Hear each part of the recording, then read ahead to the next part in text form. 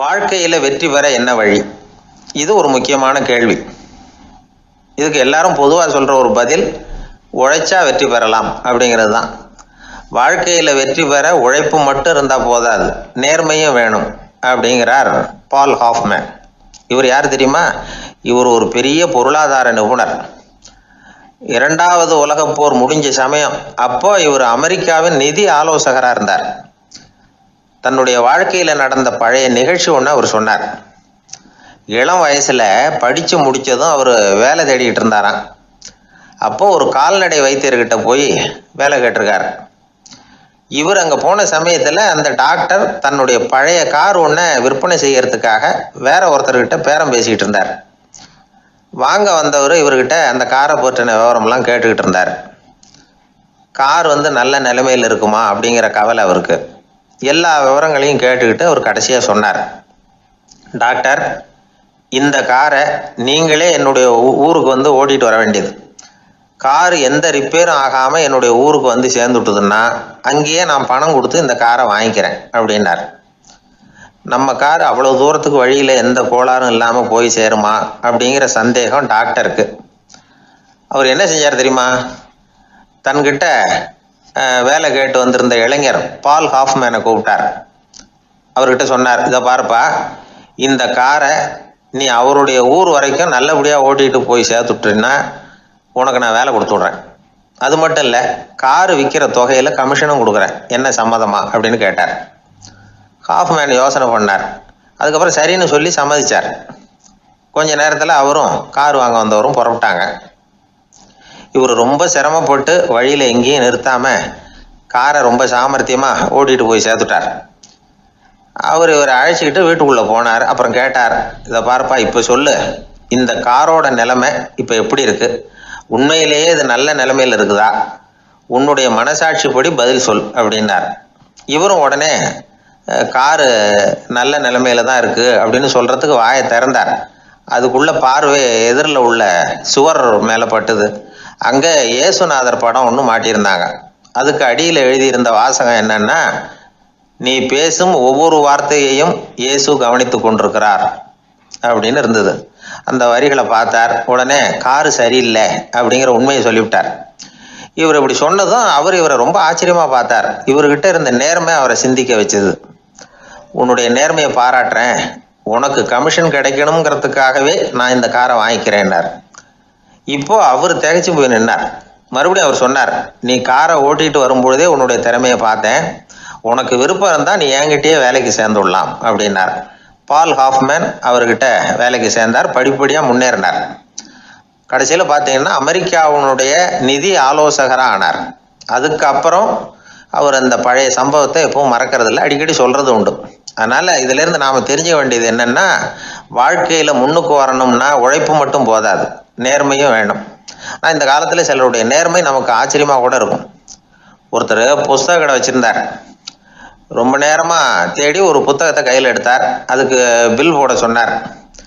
அந்த புத்தக கடைக்கு வந்த இன்னொருத்தர் பில் போடுறவர், சார், இந்த புத்தகம் மகா அறுவை, மகா மட்டம், இது வேணாம் உங்களுக்கு, வேற ஏதாவது ஒன்று பாருங்கன்னார். புத்தக கடை வச்சிருக்கிறவரே இப்படி சொன்னார். வாங்க வந்தவர் இவர் ஆச்சரியமாக பார்த்தார். உங்கள் நேர்மையை பாராட்டுறேன், அது சரி, இந்த புத்தகத்தை ஏற்கனவே நீங்கள் படித்து பார்த்துட்டீங்களான்னு கேட்டார். அதை படித்து வேற பார்க்கணுமான்னார். அப்புறம் எப்படி இது மகாமட்டம்னு சொல்கிறீங்க அப்படின்னார். அதை எழுதினவனே நான் தான் சார் அப்படின்னார் அவர். இது ஒரு விதமான நேர்மை, நேர்மையை ஒத்துக்கிறது. எப்படி இருந்தாலும் வாழ்க்கையில் உழைப்பும் நேர்மையும் உயர்வதற்கு வழிகள். உழைப்பை விட நேர்மை முக்கியம் அப்படிங்கிறத புரிந்து கொண்டால் வாழ்க்கையில் வெற்றி நிச்சயம். அன்பாக இருக்கணும்னு அநேக பெரியவங்க சொல்லியிருக்கிறாங்க.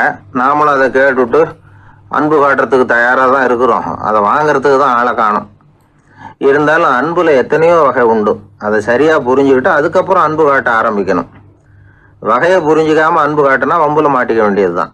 அன்புன்னா சாதாரணமாக நினச்சி விடாதீங்க. அதில் எவ்வளோ விதம் தெரியுமா? இரக்கம், கருணை, காருண்யம், பந்துத்துவம், பட்சம், பாசம், நேசம், விசுவாசம், அபிமானம், காதல், பக்தி, இப்படி பல விதமாக அதை பற்றி சொல்லி வச்சிருக்கிறாங்க பெரியவங்க. இந்த வார்த்தைகள்லாம் நாம் கேள்விப்பட்டது தான். இருந்தாலும் அதுகளுக்குள்ள என்ன வித்தியாசம்னு கேட்டால் சரியாக சொல்ல தெரியாது. அதனால் இந்த வார்த்தைகளுக்கெல்லாம் பெரியவங்க என்ன விளக்கம் சொல்கிறாங்கன்னு இப்போ பார்க்கலாம். எளியவர்கள் மேலே செலுத்துகிற அன்பு இருக்கு பாருங்க, அதுக்கு இரக்கம்னு பேரு. அறிவு பலம், சரீர பலம், இது ரெண்டும் இல்லாதவங்க மேல, அதாவது வலிமையற்றவர்கள் மேல செலுத்துற அன்பு இருக்கு பாருங்க, அதுதான் கருணை. எறும்புல இருந்து யானை வரைக்கும் சகல ஜீவராசிகள் மேலேயும் காட்டுற அன்புக்கு காருண்யம்னு பேரு, ஜீவகாருண்யம். சிவி சக்கரவர்த்தி காட்டின அன்பு இந்த ரகம். உறவினர்கள், சொந்தக்காரங்க, அவங்க வசதியா இருந்தாலும் வறுமையில இருந்தாலும் வித்தியாசம் இல்லாம காட்டுற அன்பு இருக்கு பாருங்க, அதுக்கு பேரு பந்துத்துவம். ஒரு எஜமானன் வேலையாள்கிட்ட காட்டுற அன்பு இருக்கு பாருங்க, அதுக்கு பேரு தான் பட்சம். அவனும் தன்னை மாதிரி மனுஷன்தாங்கிற நினைப்பு வேணும். ஒரு தாய் தன்னுடைய குழந்தை மேல, ஒரு குழந்தை தன்னுடைய தாய் மேல செலுத்துற அன்புக்கு பாசம்னு பேரு. ஈருடல் ஓர் உயிர்னு நினைக்கிறது இது. ராமரும் கௌசலையும் இதுக்கு உதாரணம். தம்மை ஒத்த நண்பர்கள் கிட்ட செலுத்துற அன்புக்கு நேசம்னு பேரு.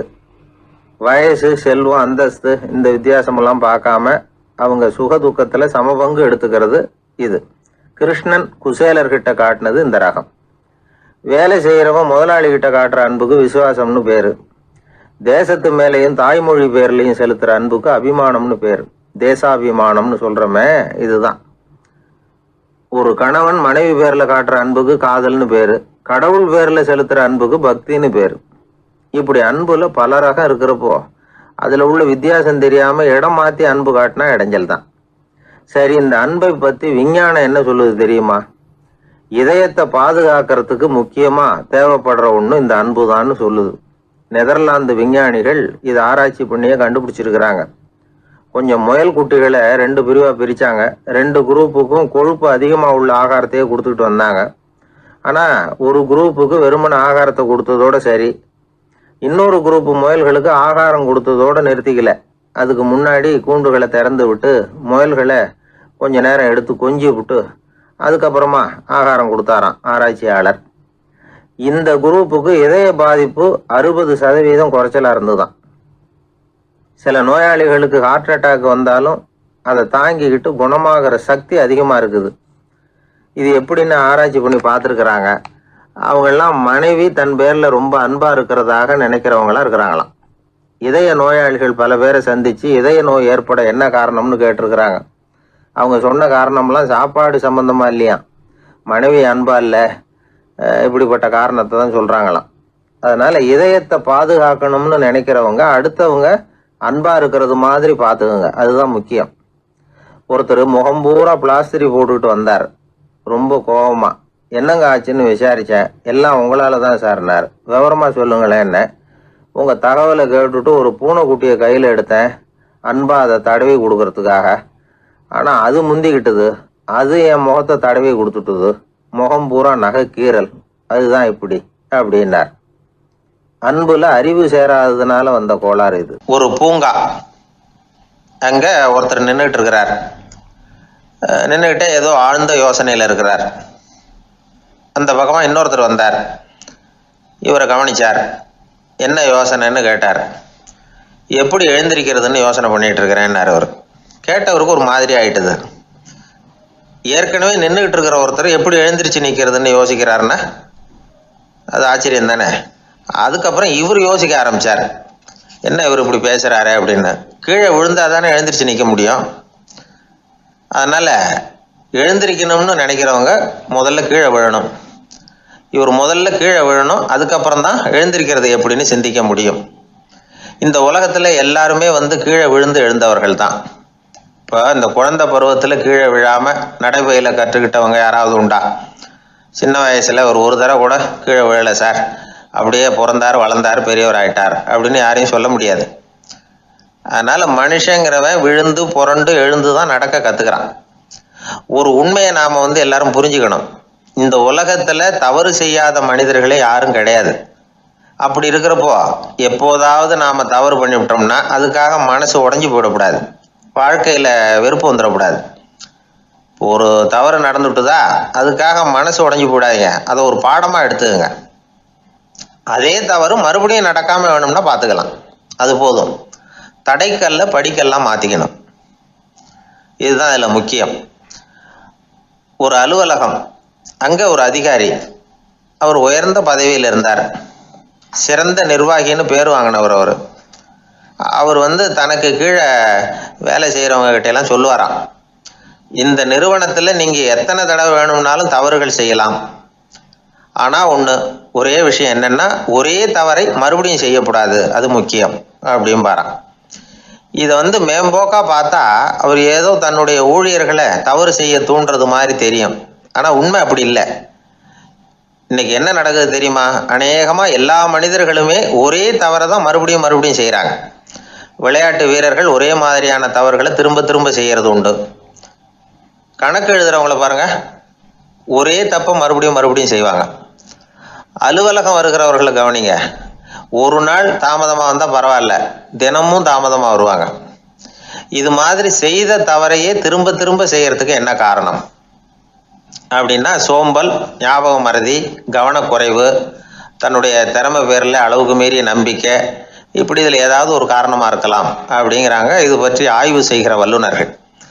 ஒரு தடவை செஞ்ச தவிர மறுபடியும் செய்யறது இல்லைன்னு முடிவு செஞ்சுக்கிட்டு அதை செயல்படுத்த கற்றுக்கணும். அது போதும், வாழ்க்கை வெற்றிகரமாக அமையும் அப்படிங்கிறாங்க அந்த அனுபவசாலிகள்.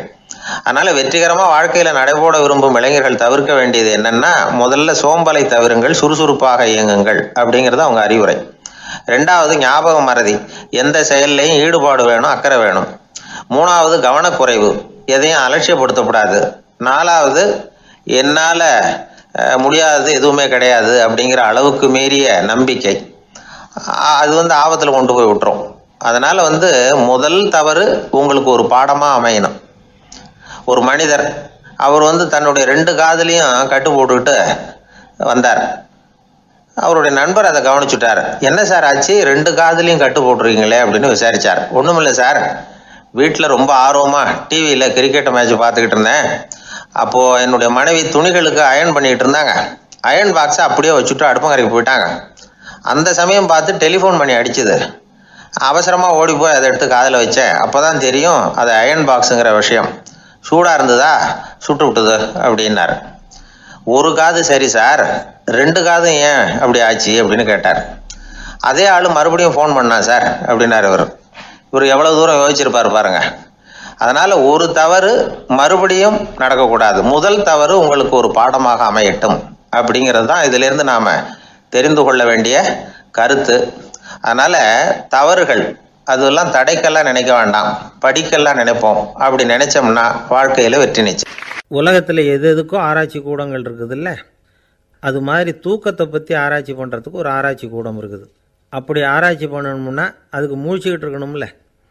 அதனால தான் அந்த ஆராய்ச்சி கூடம் இங்கே இல்லை. அமெரிக்காவில் பாஸ்டன் பல்கலைக்கழக மருத்துவமனையில் அது இருக்குது. அங்கே தூக்கத்தை பற்றி பலவிதமான ஆராய்ச்சிகள் பண்ணிகிட்டு இருக்கிறாங்க. அந்த ஆராய்ச்சி கூடத்தில் இயக்குனராக இருக்கிற ஒரு நிபுணர், அவர் என்ன சொல்கிறார் தெரியுமா? உங்களுக்கு தூக்கம் வரலையா, நீங்கள் நல்லா தூங்கிறதுக்கு தாராளமாக சில யோசனைகளை என்னால் சொல்ல முடியும் அப்படிங்கிறார். யோசனை தானே, காசா பணமாக கேட்டு வச்சுக்கலாமே. உணவு, மனநிலை, தூங்கும் இடத்தோட சூழ்நிலை, படுக்கைக்கு செல்கிறப்போ உள்ள பழக்க வழக்கங்கள், இது காரணமாக ஒருத்தருக்கு தூக்கம் வராமல் போகலாம். தூக்கம் வராததுக்கு இதுதான் காரணம்னா அதையெல்லாம் சுலபமாக கட்டுப்படுத்தலாங்கிறார் அவர். தூக்கத்தை வரவழைக்கக்கூடிய ஒரு நல்ல மருந்து உடற்பயிற்சி. ஆனால் ஒன்று, படுக்க போகிற நேரத்தில் இது மாதிரி உடற்பயிற்சிகள் எல்லாம் செய்யக்கூடாது.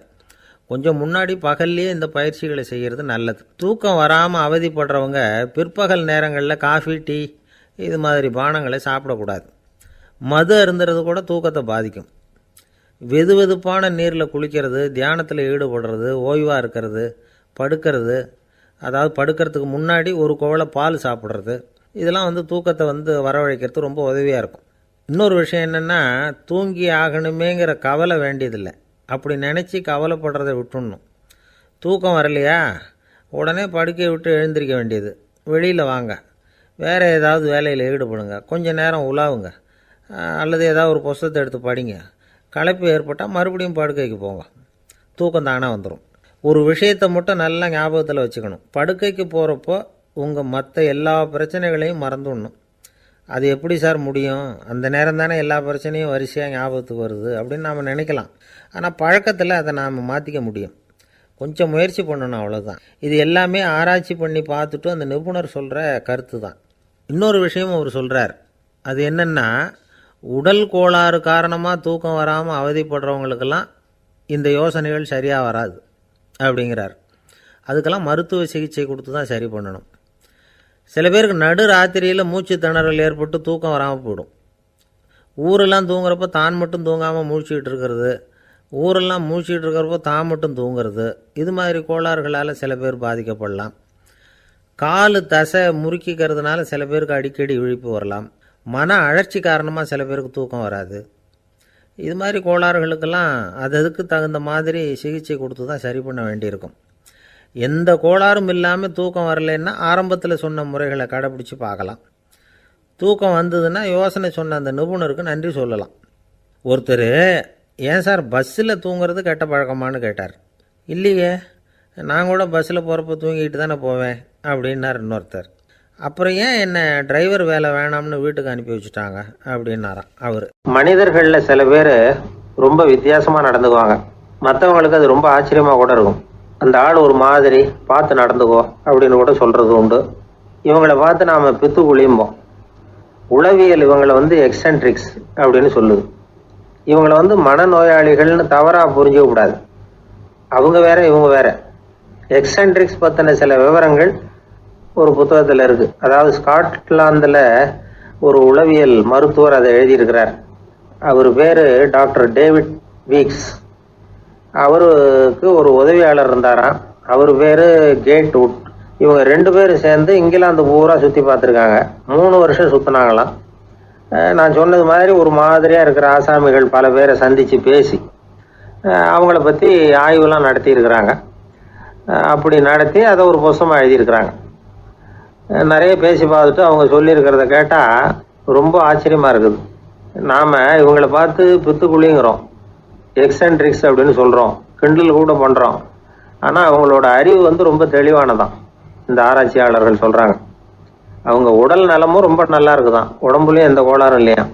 அவங்களுக்கு மகிழ்ச்சியும் அதிகமாக, ஆயுளும் அதிகமாக. அவங்களில் பல பேர் என்ன சொல்கிறாங்கன்னா, நீங்கள் நினைக்கிறது மாதிரி இல்லை நாங்கள், ஆனால் நாங்கள் மற்றவங்கள்லேருந்து வேறுபட்ட தன்மை உள்ளவங்க அப்படிங்கிறத ஒத்துக்கிறாங்களாம். இந்த உலகம் பிறந்ததுலேருந்தே இப்படிப்பட்ட வித்தியாசமான ஆசாமிகளும் பிறந்திருக்கிறாங்க. சரி, அப்படிப்பட்டவங்க எப்படி இருப்பாங்க? இப்போ ஒரு மகாராஜா தன்னோட நாய்க்கு லட்சக்கணக்கில் பணம் செலவு பண்ணி கல்யாணம் பண்ணி வச்சிருக்கிறார். ஒரு கோடீஸ்வரர் தான் வளர்த்துக்கிட்டு இருந்த பூனைகளுக்கு தன்னோட சொத்து பூராவை எழுதி வச்சிருக்கிறார். இது மாதிரி ஒருத்தர் 2 பேர் இல்லை, நிறைய பேர் உண்டு. சில பேர் எப்படி தெரியுமா, அவங்களுக்கு வசதியில் எந்த குறையும் இருக்காது. வீடு, காரு, பணம் எல்லாம் தாராளமாக இருக்கும். அப்படி இருந்தாலும் அவங்கக்கிட்ட ஒரு பழக்கம் இருக்கும். யாராவது ஒரு நண்பர் வீட்டு விசேஷத்துக்கு போயிருப்பார், இல்லைன்னா ஒரு கடைக்கு போயிருப்பார். அவங்க ரொம்பவும் மரியாதையாக வரவேற்று எல்லாம் பண்ணிகிட்டு இருப்பாங்க. ஆனால் இவர் அவங்களுக்கு தெரியாமல் ஏதாவது ஒரு பொருளை திருடி பாக்கெட்டில் போட்டுட்டு வந்துடுவார். அப்படி வந்தால் தான் இவருக்கு திருப்தி. பல பேர் அவங்க வளர்த்த பிராணிகளுக்கு பளிங்கு கல்லால் சமாதி கட்டி வச்சிருக்கிறாங்க. இப்படிலாம் பண்ணுறாங்க. பல பேர் அவங்களுக்கு பிடித்தமான ஒருத்தர் எப்படியோ அதே மாதிரி தலைமுடி, தாடி வச்சுக்கிறது, உடை உடுத்திக்கிறது, மலை குகையில் போய் குடியிருக்கிறது, இப்படி எவ்வளவோ வினோதமான நடவடிக்கைகள். இவங்களையெல்லாம் ஆய்வு பண்ணின டாக்டர் வீக்ஸ் என்ன சொல்கிறாரு தெரியுமா? பொதுவாக இவங்க உயர்ந்த புத்திசாலிகளாக இருக்கிறாங்க. ஒருமைப்பட்ட மனம், கருமையுமே கண்ணான பண்பு, தனிமையை நாடுற மனப்பான்மை எல்லாம் இவங்களுக்கு உண்டு. அவங்களில் பல பேர் அவங்க பெற்றோருக்கு முதல் குழந்தை அல்லது ஒரே குழந்தை, இப்படி தான் இருக்கிறாங்க. இது மாதிரியானவங்க பெண்கள் 1 பங்குன்னா ஆண்கள் 2 பங்கு. இவங்கெல்லாம் ஆக்கப்பூர்வமான செயல் செய்கிறாங்க. அப்படிப்பட்டவங்களாக தான் இருக்கிறாங்க.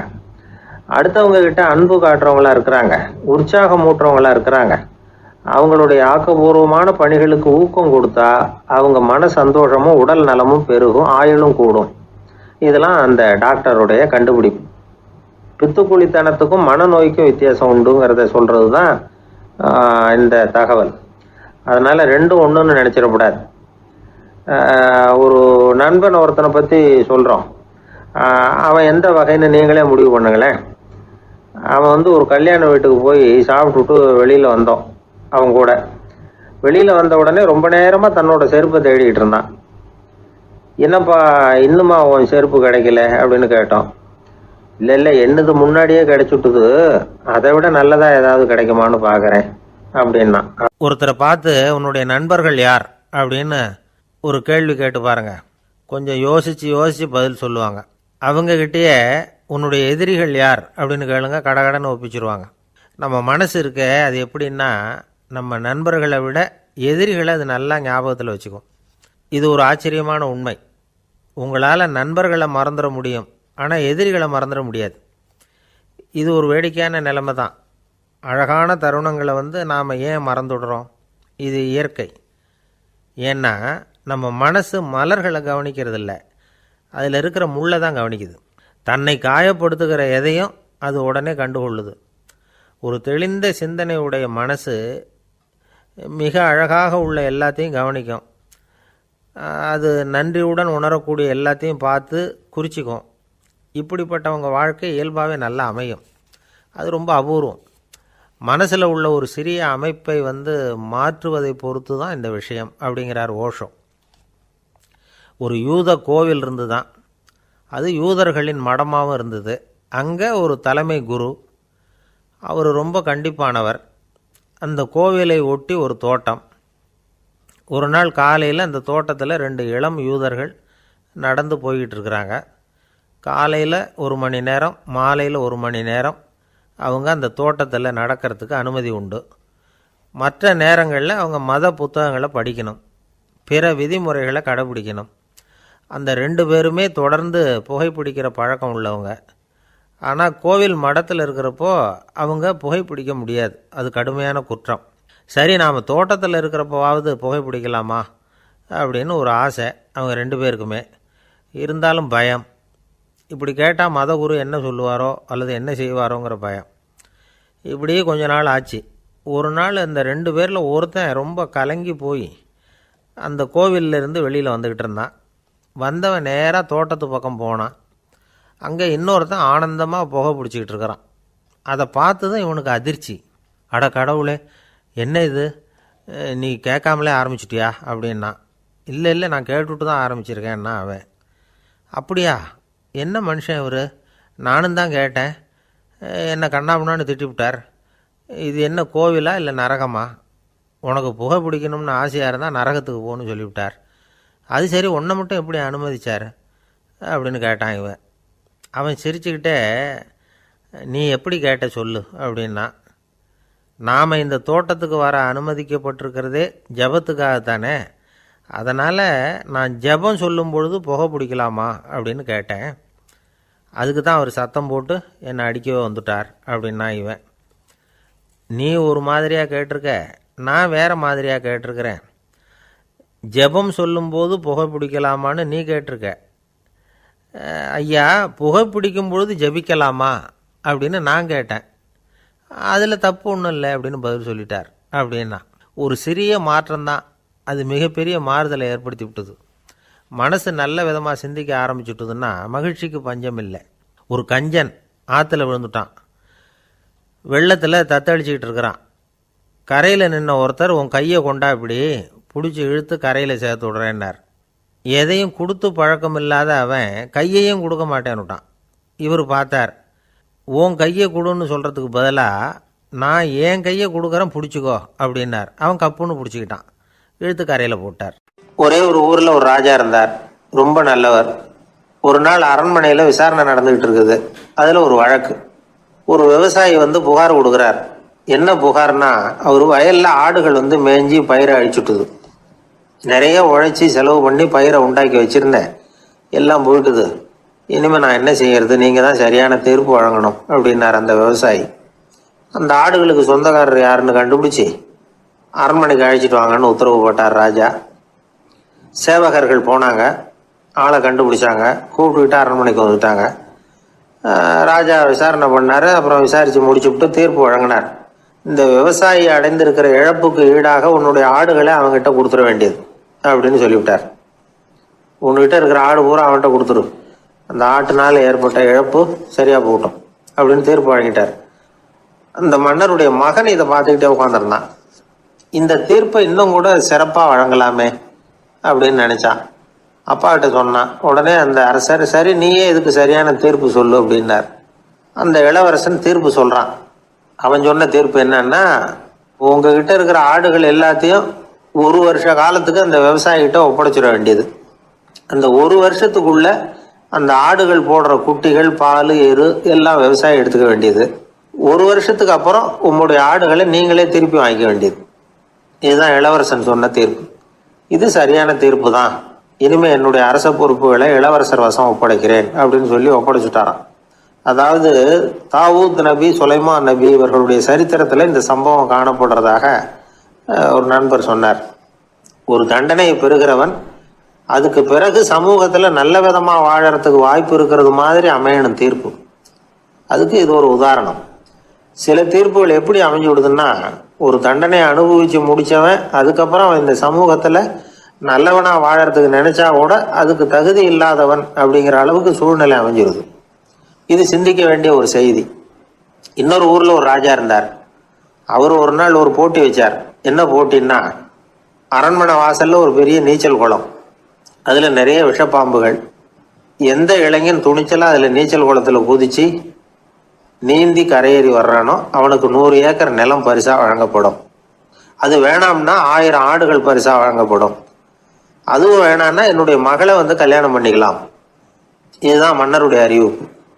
பரிசுலாம் நல்லா தான் இருக்குது. இருந்தாலும் பாம்புகள் உள்ள குளம்ங்கிறது நல்லா இல்லையே.